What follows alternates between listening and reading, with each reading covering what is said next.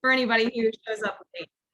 All right, this is going to be epic. Look how big the room is getting. I keep accepting people. Nice. This is so epic. So for those of you who do not know Sue, yes, I will say you've been living under a rock. But Coach Sue Enquist, she was a player at UCLA. She has, I believe, the first All-American status for a player at UCLA. And then soon after, she coached at UCLA. She's won tons of national titles. She's in the Hall of Fame. She's doing magnificent things for the game. And I'm just so blessed that she's been able to take a few minutes out of her busy schedule to meet with all of us. So one thing that I wanted to do, if you are comfortable, is I want to open up the floor to you guys to share where you're from. Because I think the more, like Sue was saying this before we started recording, the more interactive this conversation can be, the better for all of us. Any questions that you guys have at the very end, I guarantee you are questions that multiple people in the room have. So be prepared to ask questions towards the end. He's going to be sharing a lot about parent-player relationship, which I'm so excited because we haven't talked about much of that here. And before we do that, if you guys are willing to share via your voice where you guys are from, your family's name and where you're from, or if you don't feel comfortable doing that, just head to the chat box and write who you are and where you're from, so we can get a gauge of where from all over the country you are. And don't mind the sun that's about to blind me in my room right now. All right. Some of you are very excited to share where you're from, so I'll let you guys kind of take over. I love hands are already going up. John, let's start with you. Or if he's just Yep, this is John Rule from Kearney, Nebraska. Woo, love it. I'm headed out there tomorrow for a couple clinics. I'm so excited. Can't believe I see you in less than 24 hours. It's wild. All right. Anybody else? We're Jay and Katie Weatherly, and we're from Yakima, Washington. Oh, okay. Got some West Coast action. I love that. Uh-huh. That-a-way. Love it. I'm Kayla Leyland, and I'm from Oceanside, California. Oh, yeah, we're neighbors. I'm a deep fly ball from you. I'm in San Clemente. I love it. Yes, I think she's been the most excited. She's verbalized how excited she is to have you here. That's so awesome. All right, Schuler fam, go ahead. This is Fenway Schooler from Northampton, New Hampshire. Love that. Here's random fun fact. I lived in New Hampshire for 18 months when I was 10 months old. How about that fun fact? Wow. Fun fact. Yes. I love random fun facts. Yes. Beautiful. Awesome. Go ahead, Trav. I'm Travis Andrews from Kokomo, Indiana. Nice. And I am Mills Andrews' dad. She's on here as well. So Great. Nice to meet you. nice to meet you. Pumped to have you guys here. I love it. And like I said, if anybody would rather not share verbalize, you can write it in the chat box because we'll have access to that for the rest of the day. Anybody else want to share where they're from? It's so cool. I love that we're from everywhere. The game is growing, Sue. It's growing so much. It's crazy. It is. It's crazy. I just think it's wild because I played at Purdue University and softball wasn't even started until 93 there. But Sue, you were coaching and winning national titles all through the 90s. So it's pretty crazy how big the game has grown, especially coming off of the World Series and now this AUX team that just finished their season. So cool. All right, anybody else want to pop in and share? If not, I'm going to open up the floor to Sue to teach all of us how to be better. Ashley, first of all, I just want to say thanks. And I hope there are three things that I hope that our little group today feels when we're done. Number one, that you have a little more information and perspective. Number two, maybe a little bit more peace of mind.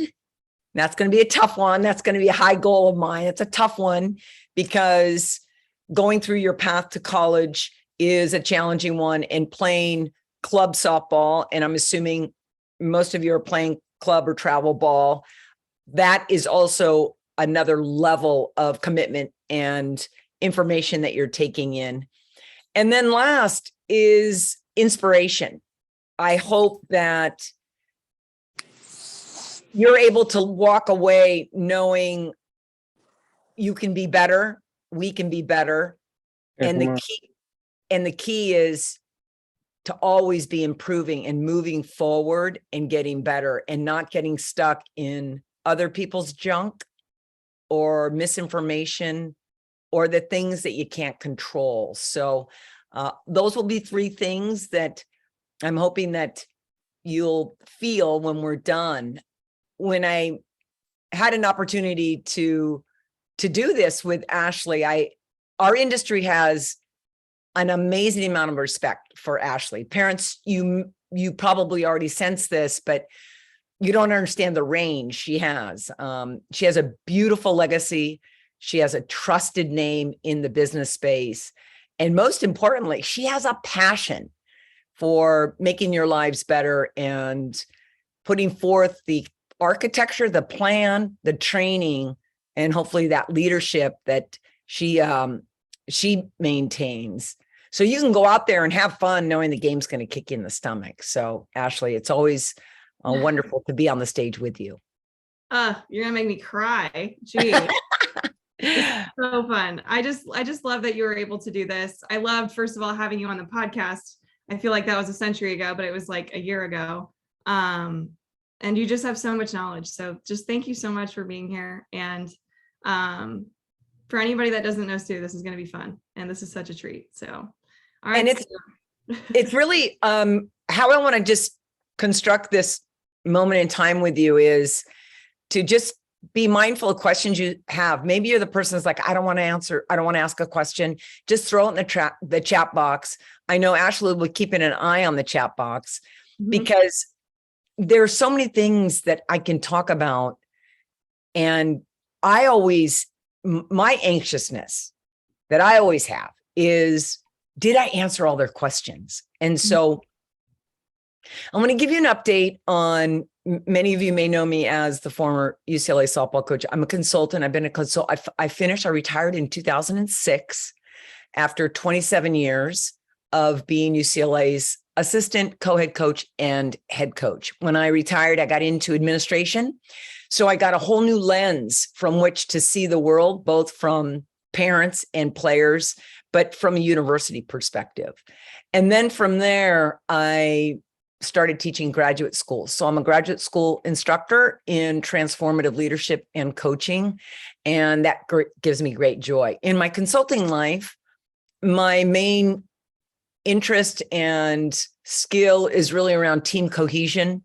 So I currently have 6 college clients that I work with. I try not to go above 6, and I'm currently on staff with USA Volleyball. And I really enjoy the traversing sport concept and really seeing how much I can get better in multiple sports. So that's a little background on me, what I'm doing now, so you can understand that even though I haven't been coaching for a really long time, I've never been closer to the teenager, because when I go in and consult, whether it be doing online camps, whether it be consulting with college teams, I'm constantly traversing through anonymous polling the teenager landscape. So when I go and speak to parents, I may not be speaking for your daughter, but I speak for her generation.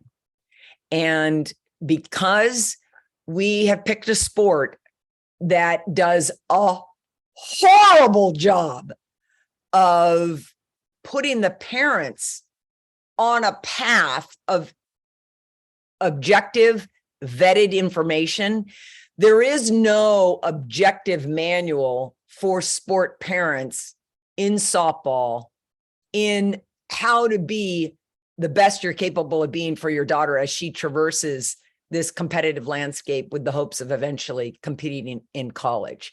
So the first thing I want to say is as somebody that's been in the sport, I failed you, and we should have a vetted and verified manual for you. And so what can we do in this little minute? What we can do in this little minute is I'm going to share with you the most valuable, popular, concerning information from the daughters that have traversed the path to college and now look back at their youth experience with the interaction with their parents. So my goal is to be a truth teller, to keep those student athletes' anonymity in check, but to tell the truth about the pressure that the student athlete feels today. And so I found that they go into 5 pillars, these areas. They fall in 5 pillars. And so I'm going to start with just asking a question and then being able to share, hopefully, how it can become relevant to you. And why, if it's something that you haven't focused on, maybe explain why you haven't been able to do that. Because I believe the responsibility of a sport is to have a parent jump in and get on a ride and feel emotionally safe and intellectually guided. And I don't think we do either. And so once again, I apologize for that. So let me go through the 5 key questions, the 5 key pillars that I have found that are timeless, whether it was a parent in 1980 when I was coaching, 1990, 2000, 2015. I was with a group of parents a week ago. They were parents that had student athletes that were highly successful in Division 1, 2, 3, and NAIA and community college. And it was applicable there. The language, the vernacular between the student athlete and their parents was still consistent. Number 1, parents and their daughters that truly have relationships around sustained improvement, that the parents aren't focusing on the batting average, not focusing on how many coaches were in the stands watching, that aren't focusing as much on the results, but they're really focusing on these micro behaviors that student athletes have to possess at a young age. So the parents out there that may have a 7th grader, you may say, well, she doesn't really need to know those yet. Actually, she does, because many of these skills that you need to learn, and I'm going to talk about the skills that you need to learn around sustained improvement that a college coach values when you get to college. Because in my retirement, one of my givebacks is I wanted to close the information gap of information. So I created a company called One Softball, ONE softball.com. You're not going to find anything for sale in there. You're not going to find any paywalls. You're not going to find any advertisement. I funded the whole thing. There's 1,100 2-minute videos. And people say, well, why did you do that? I said, I traversed the country for 3 years and asked parents and student athletes questions. What do you want to know from the college community? And then I synthesized those down into over 1,000 questions. And I had our most trusted people answer those questions. And so you can go to onesoftball.com and just type in keyword search, and those videos will come up around failure, path to college, being a good sport parent, dads and daughters. But this idea of sustained improvement is one where the parents aren't fixated, especially in front of their daughter, around scholarship, around all tournament trophies, around getting the recognition, but they're fixated on work ethic and attitude. And so how are we manifesting these conversations around effort and attitude? How are we getting our daughters to articulate, to talk about what good effort looks like? So when you go into an office with a college coach, they may sit you down and say, oh, hey, Susie, I got your letter that says you're a really hard worker. Can you tell me what that looks like and how it looks different than everybody else in your age group? And you're either ready for that question with examples, or you are a deer in headlights and you do the very popular turn and you look at your parents. And so starting right now today, I'm going to ask you to start your effort and attitude journal. If you're not a journaler yet, I would strongly recommend you become a journaler. Do it on your own time. You may say, Sue, I'm a terrible writer. Doesn't matter. Do bullets. And each day you talk about your gratitude. What are you thankful for? Your grit. What did you work hard at? And your grace. Grace means unmerited acceptance. I want you to give grace to yourself. You may not have gone 3 for 3. I want you to give grace to yourself that you may not have gotten an A in the chemistry. So you still have high standards, unmerited acceptance. But the key word is acceptance. Because if I can teach you to have grit, grace, and gratitude every single day when you're talking about effort and attitude, you're going to have a ton of things to talk about when you're in front of your coach. Coaches today, I'm with college coaches every day of every week. College coaches are looking for families that are obsessed with improvement, but they balance it with joy. So we're going to always work about the standards. That's the performance stuff, the effort and the attitude. But the parents have that ability to lace through it joy in the fun zone. So what we want you to know, one, the number one pillar as a family, what are we doing to celebrate improvement? Not winning tournaments, not going 4 for 4, but what are you going to do as a daughter in the dugout? What are you going to do hustling from position to position so you can demonstrate your work ethic? You can demonstrate your attitude that is one that is positive because you picked a game, a sport where we all fail. And I'll talk about that because failure is another one of the pillars. The second thing I want to talk about is what I call competitive greatness.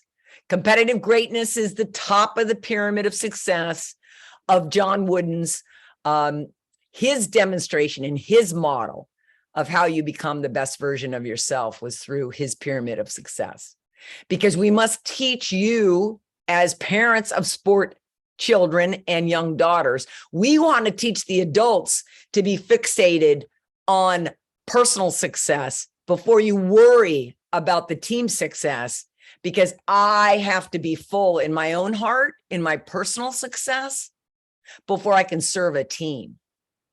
And parents are the important pillars. They are the ends of that daughter to teach her all about performance, my effort and my attitude, but also about relationships. How I learn to get along with one another, how I learn to be a good servant leader. I've got to help my teammates, even if I put myself second when I am in with my team. But when I'm home, I've got to work on my own personal success. I've got to fill my own, at UCLA, we used to call it our emotional well. We, as students and families, are in charge of pouring into our student athlete so they come to the ballpark emotionally full, so they can manage, I'm not starting. They can manage, I dropped in the lineup. They can manage, I gave up a home run. They can manage, I'm playing second base instead of shortstop. They can't manage those things if their emotional well isn't full. Competitive greatness is defending the values that your family stand by. I ask you right now, if I pulled your daughter aside and I say, what are your family values? They may say, well, what do you mean? Well, what does your family stand by? What does your family keep score on? What does your family hold you accountable for? And most of you will be able to come up with a series of character skills. So competitive, the second pillar, I want you as a student athlete and parents to be able to have more clarity around what are your family values? Because when you get to college, you're going to be with people that don't have values. You're going to be with people outside of an athletics department that don't have values. They don't have anything that keeps them focused on being a good person and being a good performer. Because to be the best version of yourself, you have to perform well and you have to be a good teammate. Doesn't matter if it's in work, school, or ball. You got to learn how to be a good teammate. So what are your family competitive character skills? So maybe that's a little homework. So homework number 1, let's start a journal around effort and attitude.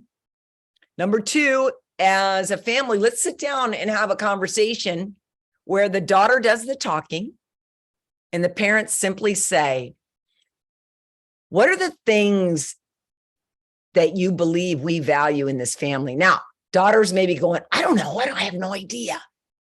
To the daughters out there, here's the quick fix. What do your parents complain about?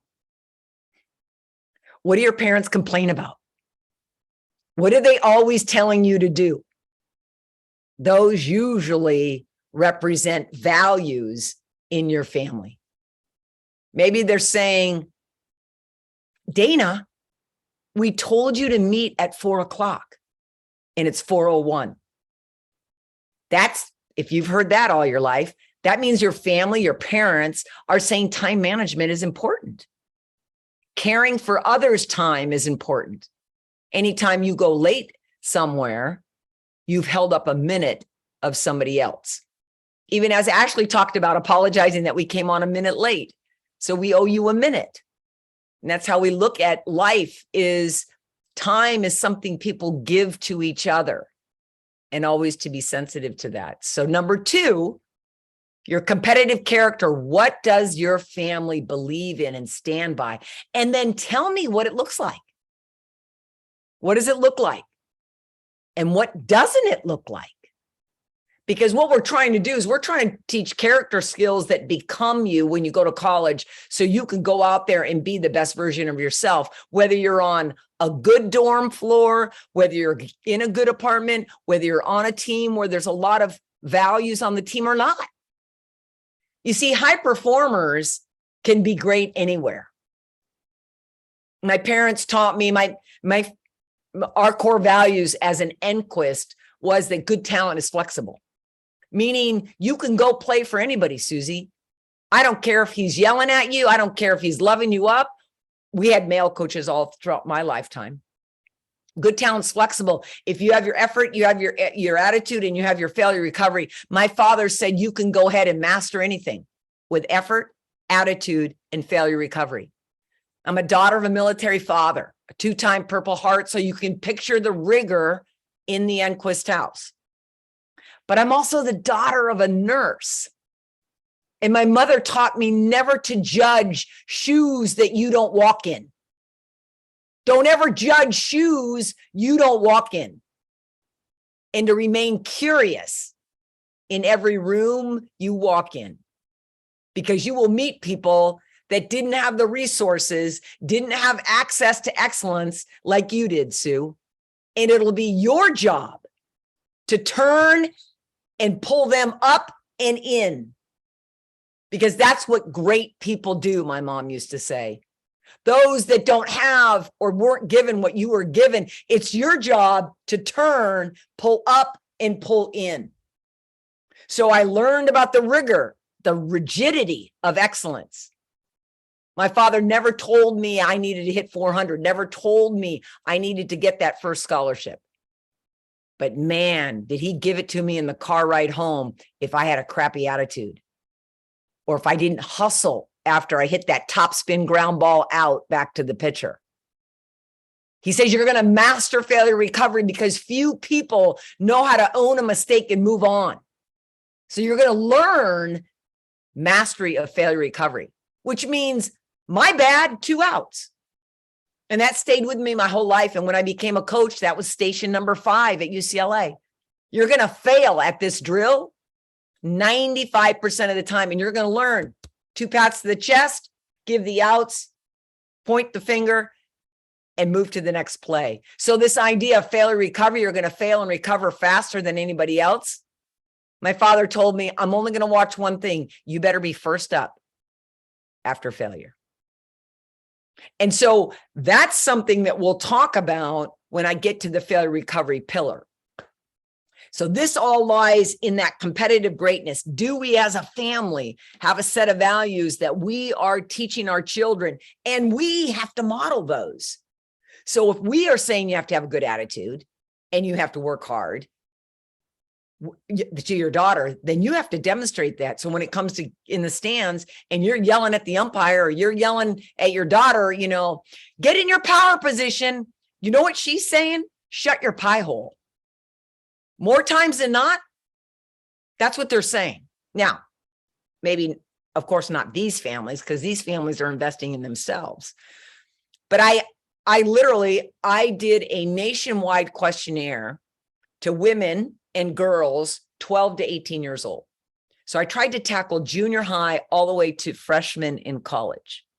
And guess what? The number one most difficult, devastating, and annoying thing that happened to them was the noise coming from the parents during the game. So I want you to put that in your back pocket. And I know some of you are going to say, oh, I'm going to ask my daughter when we get done talking to Sue. Don't ask your daughter, because she's not going to say, oh, yeah, Dad, you know, Sue outed me. Yeah, it really is annoying. I'm going to just challenge you to have a quiet game each week and let them hear each other's voices. Let them hear each other's voices and give the game back to them.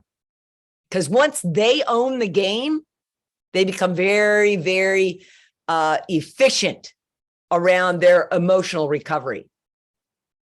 The second thing I learned from this national questionnaire is the game isn't fun for them, because there's too many people over coaching, over educating, over getting in their own business. And so any of you dads or moms that are coaches, let them have 30 minutes of practice and let them run practice. Let's try to make the game smaller and make our players bigger in the game.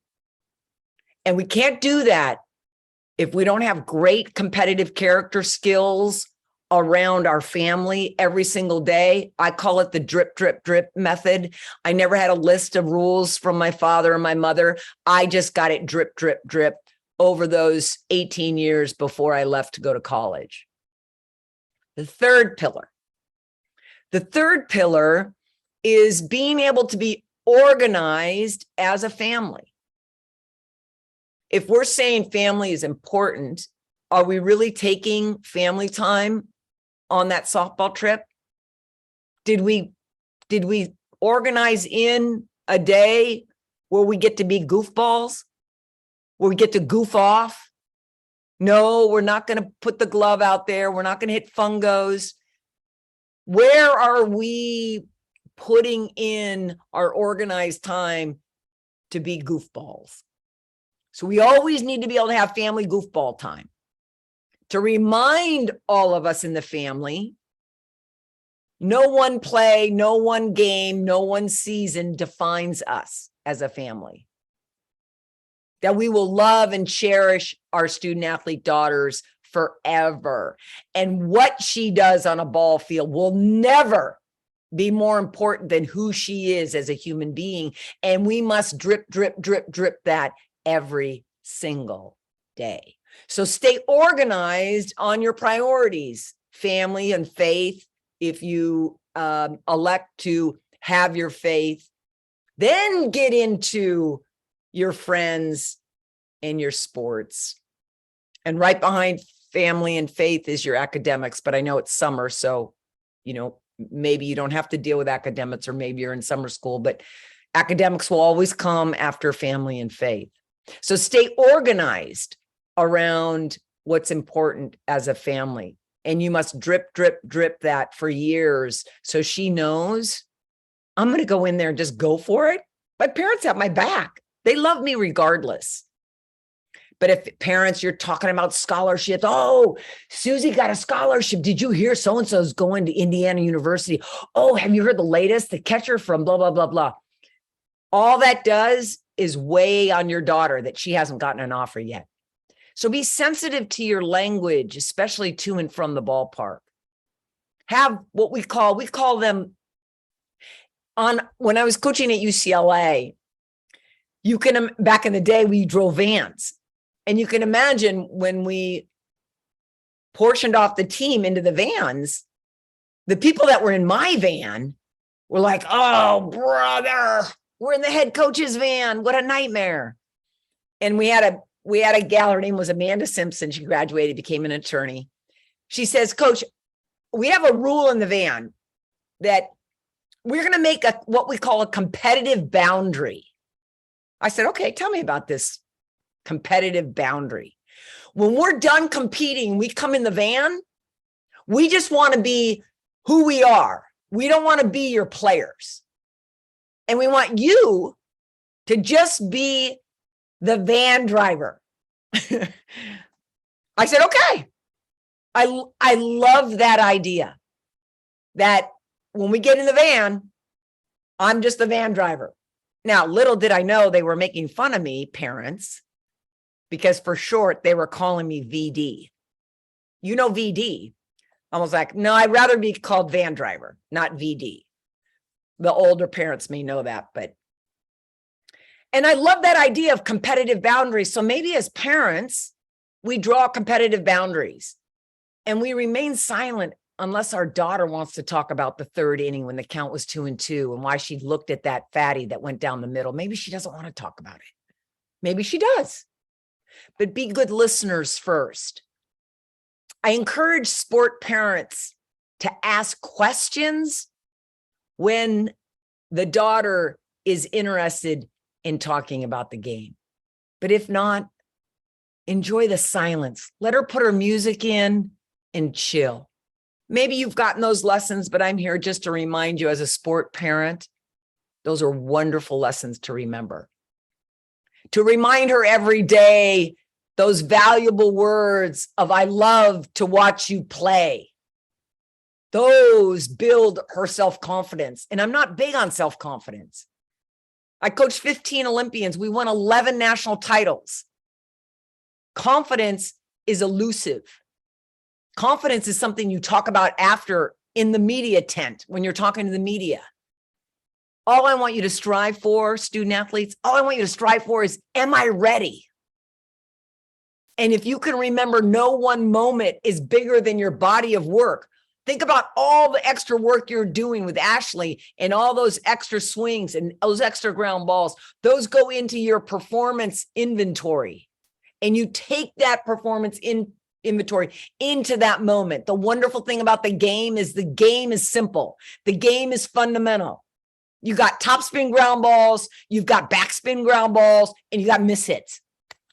That's defense. You've got to get that ball and throw a strike to a target between the four corners, shoulders and hip bones. Got it. Pitchers, you've got to hit that 17-inch freeway to the catcher. Got it. When I run the bases, I'm going 60 feet and I'm turning left. Got it.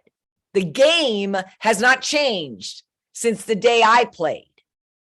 You master the fundamentals and the world is coming after you. So make sure you have that ability to stay organized around what's important and when you're going to do it and what you're actually going to be doing. Stay organized. And as parents, we've got to allow that time for goofball time as a family. No one moment is bigger than your body of work. The fourth, resilience. The number one performance character skills that colleges are telling me players don't have it. The number one performance character skill colleges are telling me prospects don't have. They don't have the ability to make an error, bounce back, pat the chest, give the outs, point the finger, and get to the next play mindset. Because they're so wrapped up in the results, it affects their persona. And you start working on failure recovery today, and you master that, and you get in that meeting with that coach, and they say, well, why should I pick you? Look them in the eye and lean in and go, I've mastered failure recovery. I know next play mindset better than anybody you're recruiting. Because trust me, you may be a hot middle infielder. Trust me, they're looking at 50 of them. You may be, a bomb of an arm in center fielder. They're looking at 50 of them. Oh, you're the go-to? You're number one in Indiana? I'm looking at 25 pitchers. And so we've got to remember that the college coach now has the whole world to look at. And how are you going to stick out? You're going to stick out because in the interview, you're going to get it in the college coach's eyes. And the number one thing you can do is be comfortable talking about failure. Parents, we talked about grace, unmerited acceptance. Unmerited has to do with their standards as a parent that you're upholding your daughter for. You have to uphold those standards. Honey, I'm sorry. We said that we were doing this, this, and this. You didn't hit that. That's the standard. I'm going to love you. I'm going to accept you regardless. But I still have to hold that standard. My father said the greatest compliment I can give you as your father is a high standard. My father was very rigid, never raised his voice, and he never put shame on me. He never put shame on me, failed a lot, but he never put shame on me. It was all about getting better. Hey, you know what? You're going to be better next time. I wasn't very good in math. I was told by my academic counselor in high school I would never make it at UCLA because I didn't have the academic aptitude. And my father said that counselor doesn't know about your performance character skills. You're not only going to go in there and do well, but you're going to thrive. And that's all I needed to hear from my father, because he was the one that always held up those standards. He was very rigid. And if he was saying, projecting success, I knew I could do it because I had the effort, the attitude, and the great failure recovery. Failure recovery must be in your toolkit when you go to college, and you have to be able to tell them, what does that look like? And how do you look different than other people? So you can't fake it, because we know how to, college coaches, we can smell phonies better than anybody. I can read a mom and dad and a daughter in a room better than anybody. College coaches are like highway patrol officers. They don't need a radar gun. They know when somebody's speeding because they've got a tested level of experience of the same environment over and over. We know what great sport parents look like. They come into the coach's office and they shut their pie hole. They just sit there and they watch the movie called their daughter. You know, when you go on a movie, did you ever think about, no one gave you a rule book that when I go into the movies, you're supposed to sit down, mind your business, put your phone off, and go on an emotional roller coaster in your head and shut your pie hole. And I'm going to ask you to use the same movie analogy when she gets on the phone with a college coach or when she's in the office. If you have to carry her through the interview, shame on you.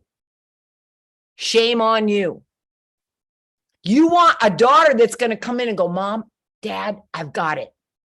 I understand the things, the pillars that are important to get through college. And definitely the fourth one is that recovery, being resilient in your failures as a student, as a daughter, as an athlete. The last one is energy.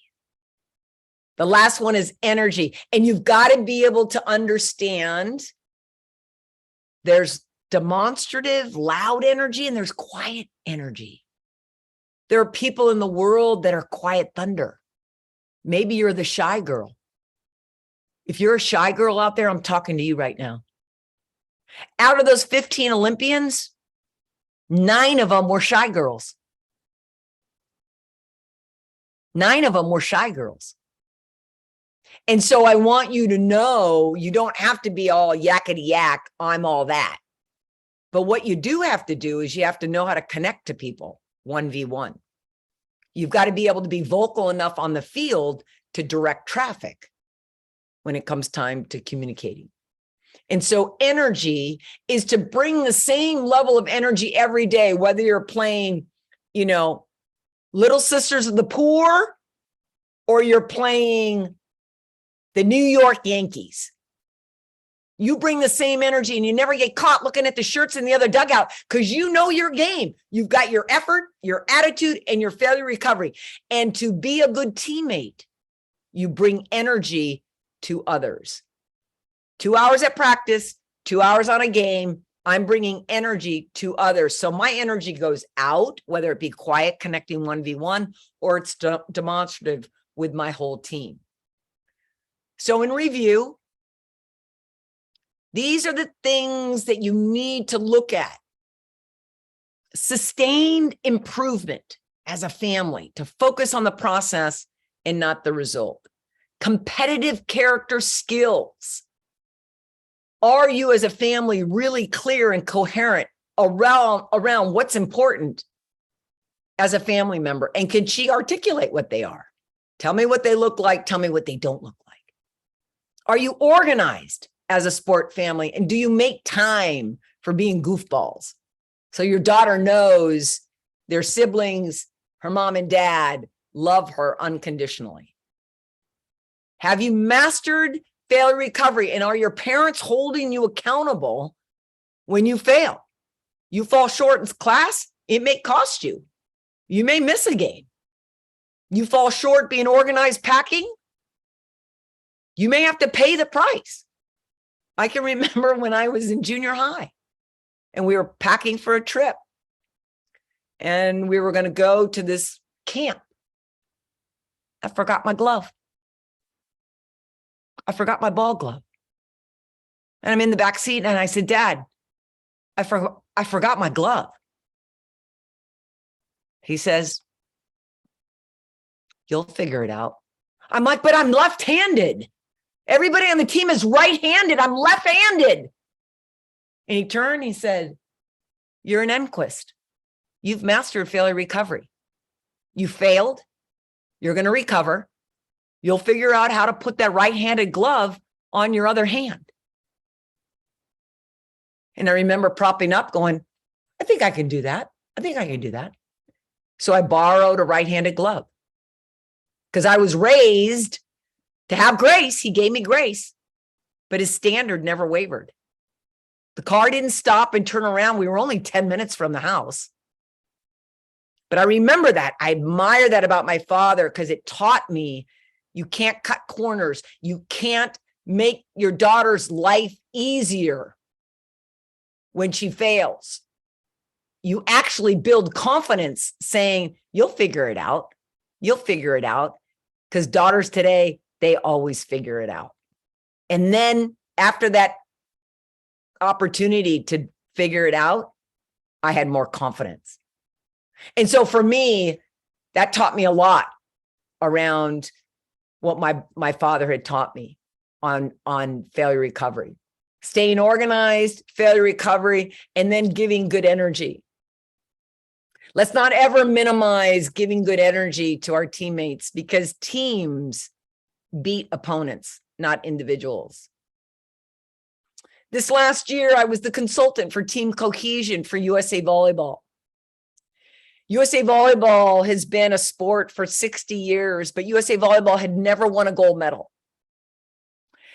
USA Volleyball had 13 opportunities. It was our 13th opportunity to win. And our team had said, we never really thought about putting team first because we're so focused on ourselves in making the Olympic team.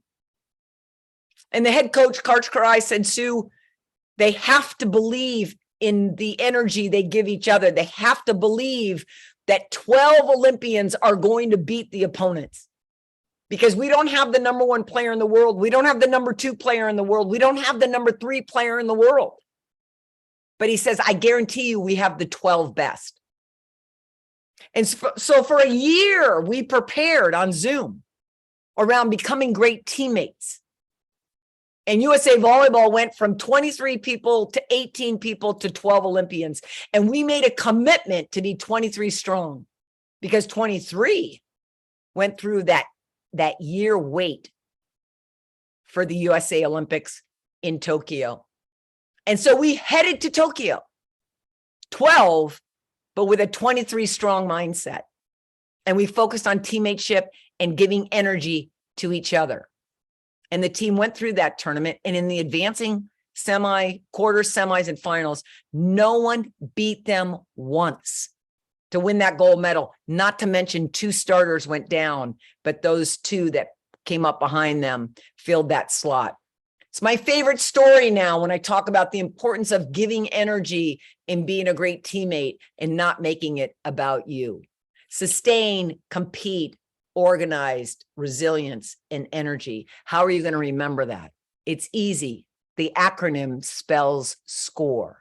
From this day forward, I hope you scorecard your personal and your professional life. Woo! That was so good. Oh my gosh. Okay, so I was telling Sue before this, I'm like in a state of overwhelm at the moment.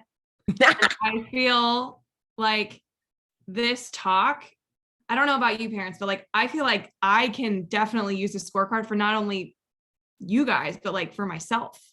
Like this is like a universal roadmap. And it just feels good. And Ashley, it is. I use it every day. What it helps you do is when you get stuck as a parent or you get stuck as an athlete, go through the scorecard and you're going to find one of those areas is out of whack. So it builds awareness when to the student athletes there, and sometimes you're just stuck on something, right? You're just not in a good place. Go through each one of the pillars. Am I focusing on sustained improvement? Nope. I'm actually getting caught up on feeling nervous because I'm going to the Colorado tournament. Okay, perfect. What do I need to do to reset? And so there's things that you do in each one of those areas, and your parents can help you. Your parents have these abilities already in them. But I'm going to try to create the framework so it can become more intentional, because raising a daughter today is very challenging, and being a daughter is very challenging. Our world is sick. Our world is angry. We have social justice issues. We are celebrating the greatest civil rights act in America, and then the next day we took away women's rights. Doesn't matter what side of the aisle you're on. It's just understanding everybody has angst. I tell parents this all the time. Don't get caught up on you believe this and they believe that. Get caught up on being curious of what everybody believes so you can be sensitive to them. I challenge you to stop trying to change people's opinion. As a sport parent, just be a good listener. And understand, okay, that's what they believe. Stop trying to win the argument. So I have people that are super conservative in my life, people that are super liberal. And my mother, the nurse, said, remember, if you didn't walk in their shoes, just remain curious to understand the path that they walked on. And man, does that help me go through life super happy. Retired with a set of enthusiasm. I want parents today to be enthusiastic about crazy town called club softball. Like, I want you to be enthusiastic about this clown car we're in, right? Doesn't it sometimes feel like a clown car? Like, what is the truth out there as a parent? And the only thing I want to share with the parents, nobody knows your daughter better than you do. And so when it gets gray, go with your gut, because nobody knows your daughter better than you do. Stop deferring to Coach ABC on something. You know your daughter. You know her strengths and her weakness. Rely on that and go with your gut. It won't let you down when it comes to being the parent. Nobody knows the parent better than the athlete, and the athlete better than the parent. Bingo. Question before we have some questions flooding in. But I just want to ask, for the sake of everyone here, how often should we check the scorecard as a family? Like, I feel like it's important to go over this stuff together. Is it like a once a month thing? Just when you need it? What do you recommend? Every person's different. Yeah. So remember, there's personal and professional. So parents, they have personal and professional. Athlete has personal, academic, and athletic. Everyone's different. It's a personal scorecard, right? So you can decide, I want to do it at home once a week. You, Ashley, you have a leadership and technical coaching business. You're going to have to first ask, how often do we want to go over this as athletes? Yeah. And get a democratized voice, right? So Mhm. that way everybody can stay on path in a rhythm that is comfortable for them. You guys better believe the new set of 6 months of this academy. We are doing this like all the time. You know, I want to answer some of those questions. Somebody asked, what did that player look like that caught your eye during camp? This is really easy. If you're going to a camp and the camp starts at 9, be there at 8 and help them pick up trash or set up ball bags or do whatever. Or stay late and pick up trash and hang up ball bags to do whatever. If you're going to a college camp, I'm going to see 700 of you in summer camp. You're like, oh, coach, no, there's only like 80 people. I'm running like 5 of those, 6 of those. How do you separate yourself? Be helpful, be resourceful, be positive, hustle everywhere. Not jog, lazy jog, sprint everywhere. Anytime they go, we've got AABs. That's a stat at UCLA. It's called above and beyond. AAB. Go to every AAB drill, meaning drills are over at noon.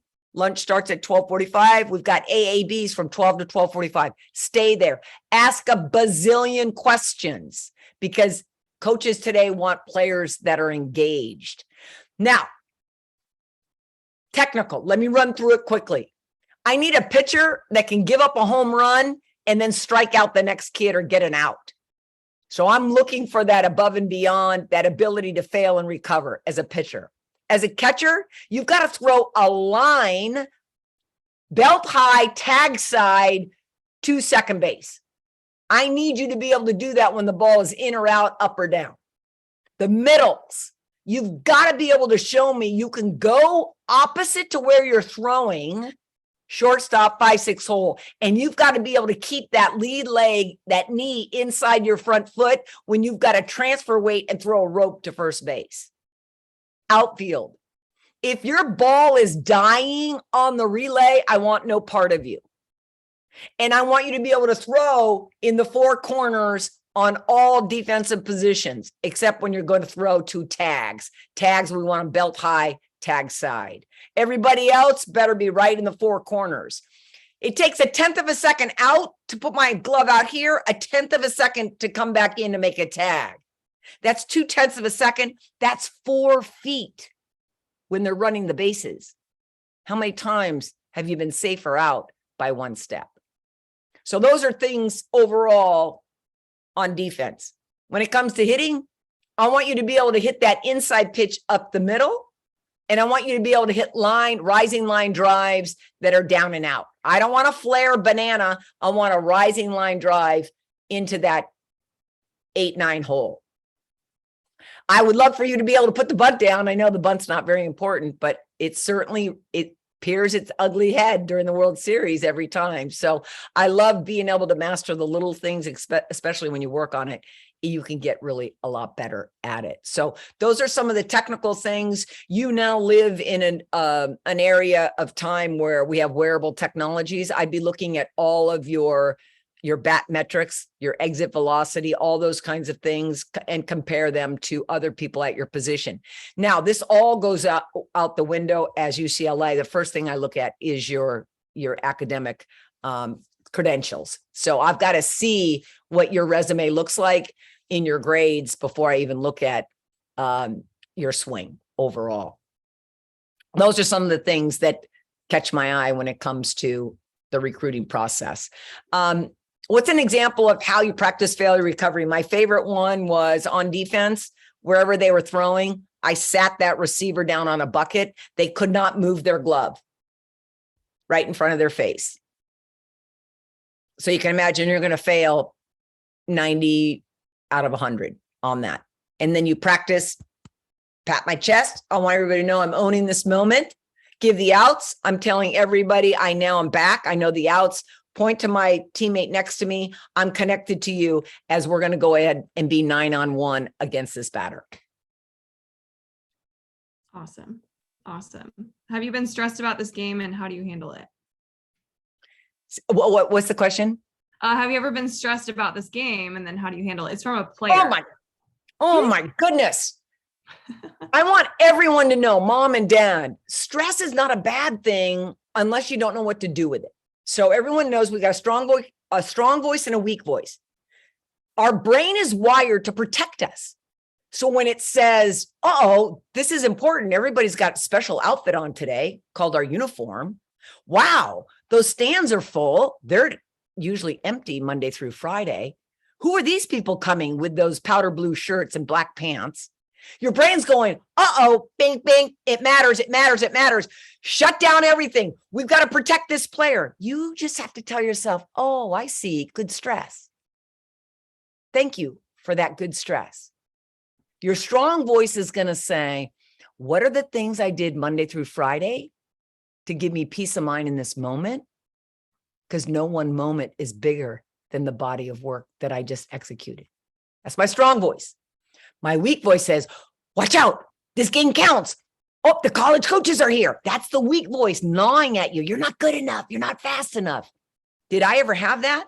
Every great athlete has a strong and weak voice. The difference between the great athletes that make it to the top and those that don't reach their potential, the great athlete knows who to listen to.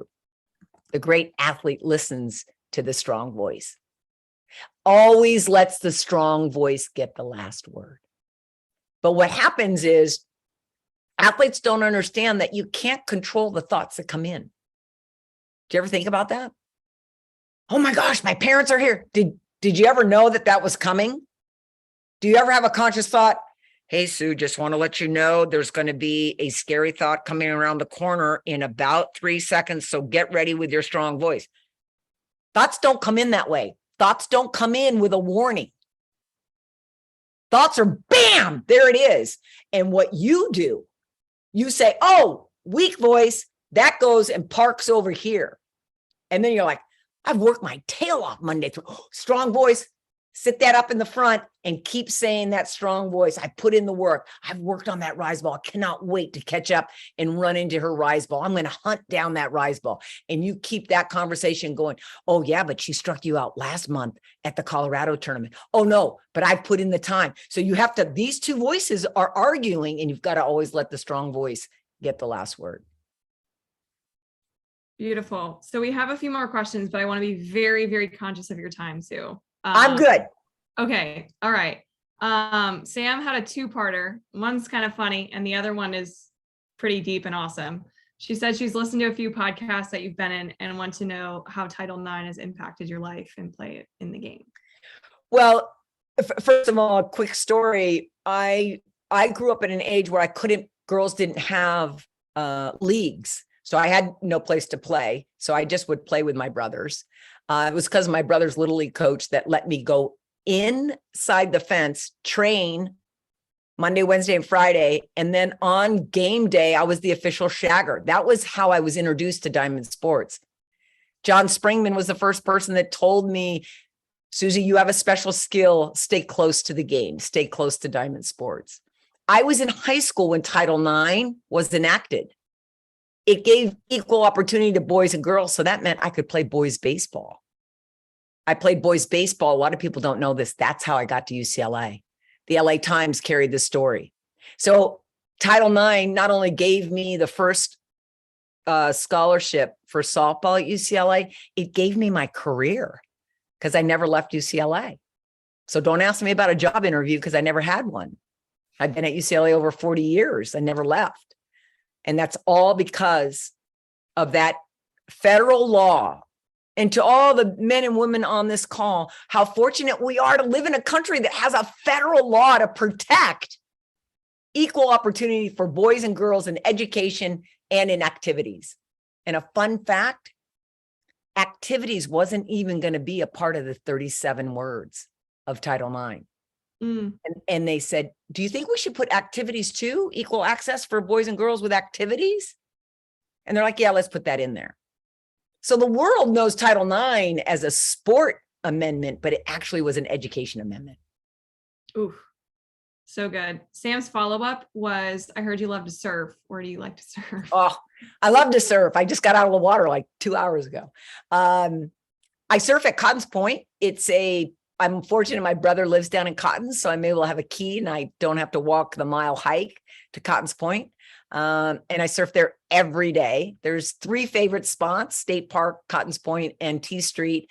But I predominantly go to Cotton's Point because it's not as crowded. I love it. That's so great. Fun fact, when we recorded our episode, Sue was like, we're not recording this, right? I just got out of the water. And I was like, you don't have to record it. Don't worry. Exactly. It was great. I love it. I'm coming out to surf with you sometime. Yes, you're more than welcome. 2 more questions. They come from our girl Kayla from California. So she said, is it possible to play college softball and be pre-med? Absolutely. You just have to ask the hard question to the college coach. So if I was at UCLA, so we had pre-med. So that meant 2 days a week she was going to labs. And I'm going to work with her. Go play for transformative coaches that are interested in how you're going to transform yourself as a student and as an athlete. I knew Beanne Burns, or not Beanne Burns, Bea Chervanon. She wanted to be in med. So I had to let go of her a couple of days a week, and it was worth it to me because getting that degree and having that career was really profound. Did she miss out on some swings? Yeah. Did she make it up? Yeah. It can be done. You just have to find that coach out there that believes in transformational coaching, that developing the person is the single most important thing. I love that stance. She also asked, after games, when would you recommend to go over what had happened? And I think everybody's different, but. Yeah. So is that from a parent or from a athlete? From a player. Oh, Yeah. Go over the game with the coach or with the parents? I don't know. Kayla, what do you think? Which one are you asking? Like with your parent, like after. Yes. This is what I would do. I would literally, if maybe you get in the car, you're all over it and you want to talk about it. But I'm going to challenge the parents to have new car ride rules and let the athlete drive them. So some days she's going to say, I'm all over it. And other days like, Dad, Mom, can we just have some silent time? And you notice my default is to call out the dad. I know there are moms that are crazy moms too, but I'm just going off of the anonymous polling. Is the father is the one that gets in her grill too much and too often. And we got to remember something, Dad. First, a disclaimer. This is what's classic. I'm a big parent know-it-all, and I'm not a parent. I'm not a parent, but I watch sport parenting for the last 40 years. And this is what I know to be true. Her self-efficacy, her self-belief is directly related to you building it up for those 18 years before she goes to college. The athlete that comes in broken, she has great skills and no confidence. And then I hear his language with her. No wonder he's been breaking her down, because dads, I love you to death. You're fixers. You see the problem and you want to fix it, but you didn't factor in if her emotional well is empty. So have that hard conversation when the daughter is ready. I'm going to challenge, don't talk about this when this is over. Have the daughter say, I want to talk about this on Tuesday. I want to talk about it on Wednesday. But can we start with just a simple car ride rule? Please don't talk about the game until she wants to talk about the game. And then we always have what I call the 1-for-1. If we complain about one thing, we got to find something good that supports it. And that's a great balance for your daughter that wants to get better, but she also wants to feel good about herself. That's so good. Jason. And you know what, Ashley, real quick, this is super important because it's been something that it's come true in the last 3 to 5 years. The number one operational skill that freshmen in college don't have is the ability to run their whole schedule. So Ashley, I would really encourage you as a leader for all these parents to encourage the parents to teach the daughter how to run their whole schedule. And so what does that mean? It means the daughter's in charge of her digital calendar, that she puts the games, the practices, how long it takes to get places, homework time, that she learns that digital calendar, she'll be ahead of the game. And someone's going to go, well, my daughter's only a 8th grader. No, trust me, they can do it, people. Trust me, your 8th grader can do it. Have you seen her TikTok? Like I always say, TikTok the clock. Get your digital calendar down and learn time management. They are so smart. These women and girls are so smart, but we've got to put time in and make number one thing is time management. They don't know how to work their day and stay organized. That's so true. And I think a lot of confidence also comes from doing what you say you're going to do. And when you apply an entire schedule and you put it together and you do it, that's like a really good way to not only build confidence, but also keep yourself accountable. And that's a question that people ask a lot is accountability. And yeah, John, I see you preach. Let me tell you why. College coaches, they're going to say, do you mind sending me your Google Calendar? You're going to go, what? Maybe you want my Facebook or not Facebook. Maybe you want my Insta page. No, I want to see your Google Calendar. I want to see how you're organizing your day and your life. Whether you're in 9th grade or 11th grade, master that. It's super chunky at the beginning. It's hard, it's annoying, but then it becomes really empowering. And your mom and dad, give your parents their life back, girls. Give your parents the life back. You are 12, 14, 15 years old. You're not 7. You're a teenager. You are 1, 2, 3, 4, 5 years from being an adult. You should know your schedule. You should know your calendar. Make your bed and do the laundry and do your dishes. I threw that in there because the moms, can we hook up the moms? Can we hook up the moms? People, when I was coaching, I'd always say, tell me how you make your mom's life easier. I always recruited the kid that wouldn't shut up. Well, first thing I do on Tuesdays, I do this for mom, busy for Tuesdays for my mom, because that's usually when she does laundry. So I try to get the first load in and then do the first load of the folding. I was like, I want that kid. I want that kid right now. I want that kid that is responsible, that's helping their mom, helping their dad. I want that kid, because then when she strikes out, she's got perspective. She already knows what she's about. She's ready to go take on the world and not worried about, I struck out, I can't hit the rise ball. Don't get me started. Oh, it's amazing. Okay, this is going to be the final question of the day. If you guys have other questions, Sue's always in my back pocket, as she says, so I can always send her an email and be like, when do you have time, maybe answer this question. But I think Jason's question is really good, and a lot of people have this one, is any tips on finding the transformational coaches? And I'm guessing to coach your athlete. I think that's important. Yeah. Yep. And I'm going to tell you, I very rarely, I know, Ashley, you know, I don't sell anything. I don't sell anything. So transparently, I want you to know that I work for NCSA. I do their educational leadership.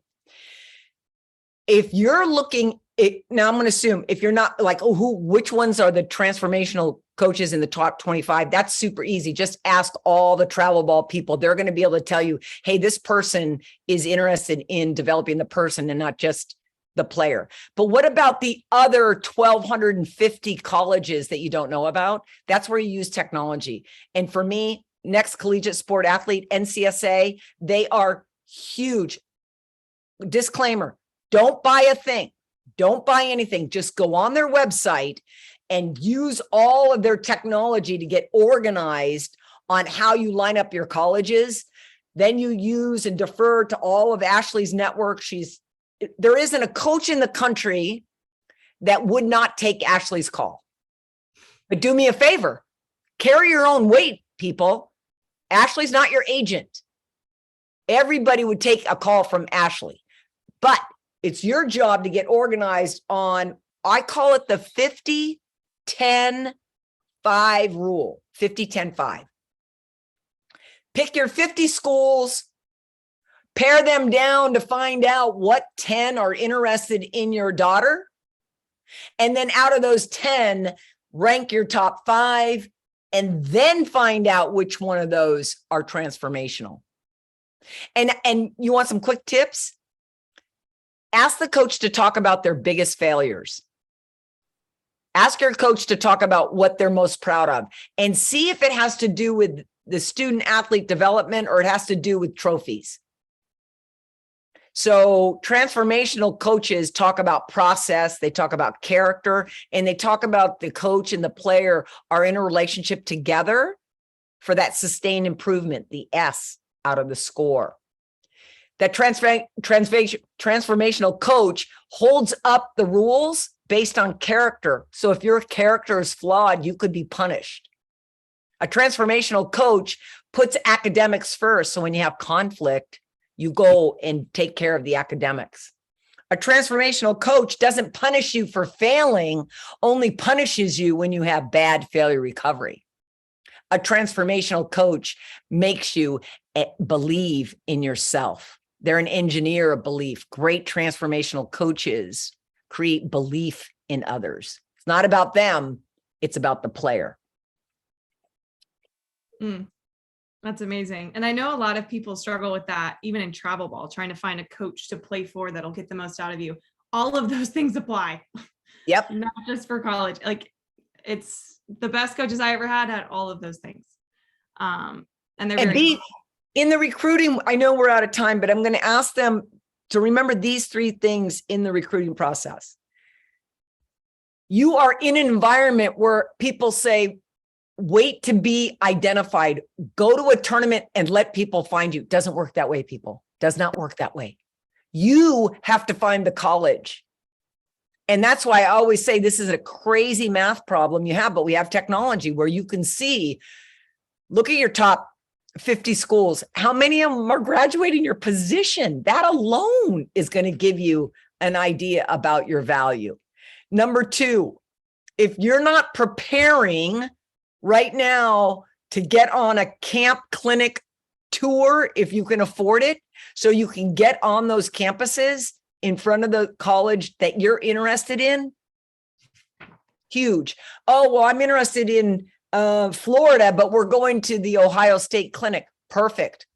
Make a smash at Ohio State because Ohio State may have coaches that are from other colleges and we all know each other. So be proactive around getting in front of schools. Make sure you've got all of your objective measurables that are updated all the time. And then last is the positivity around the recruiting. Just so I can say this because I'm retired, we all talk. So if I'm talking to Ashley, I'm going to say, oh, how's her arm? How's her glove? How's her attitude? I ask, how are her parents?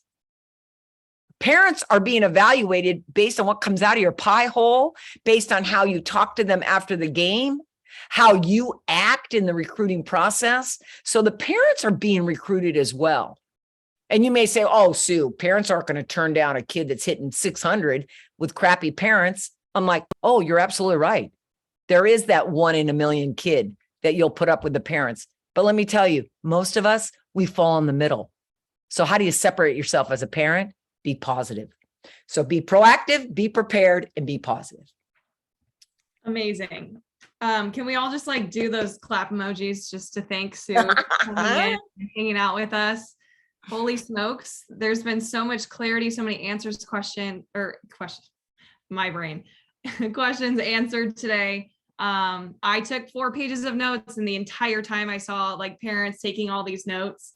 So this has been a tremendous hour. Yeah, well, sorry to the parents that we're keeping after.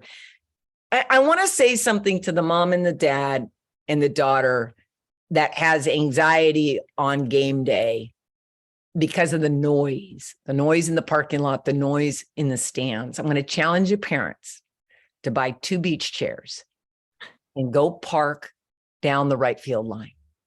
Just you and your wife. Look at the Weatherlys. They're going Go like down, this. go down to right field line. That's what my parents did. Go down the right field line. The peace and the joy that you will gain by watching your daughter and her teammates play in the quiet, wonderful summer sun will be transformative for you as a parent. Because at the end of the day, your daughter is not vying for $1 million contract yet to play professional softball. Your job is to be her biggest fan with high standards for her to develop a foundation in college, to go out and be a good person and a good citizen. That's the big picture. So don't get caught up in the noise. Every team has a know-it-all. Every club team has a know-it-all mother or a know-it-all father that has everybody's ear. Oh, did you hear UCLA is signing so-and-so? Oh, did you hear the transfer portal's got, but shush, and go down the foul line, 2 beach chairs. I guarantee it, your summer will be better. Everyone's will be. The Weatherlys went nuts when you said that. I think they do this. So they know. Such an incredible hour with you, even a little bit more. I have recorded this entire thing. So those of you who want to go back and they're like, oh gosh, I think I missed something. All of Academy members are going to be able to rewatch this. This is exclusive just for you. I'm probably going to watch it once a month, just to get back on these topics that are so crucial and important to all of us. So thank you so much, Sue, everybody. Some people are saying thank you. Amen. Thank you so much. But this has been so amazing. I'm so You're welcome. Anything you need, Ashley, I'm there for you. Oh my gosh, I'm so excited. All right, you guys, thanks so much. Thank I'll you. be in touch with all of Thank you. Yep, all this stuff going on, but you guys you. are incredible. Thanks for being Yeah, here. thank you. Bye-bye. Thank you. Bye. Bye-bye.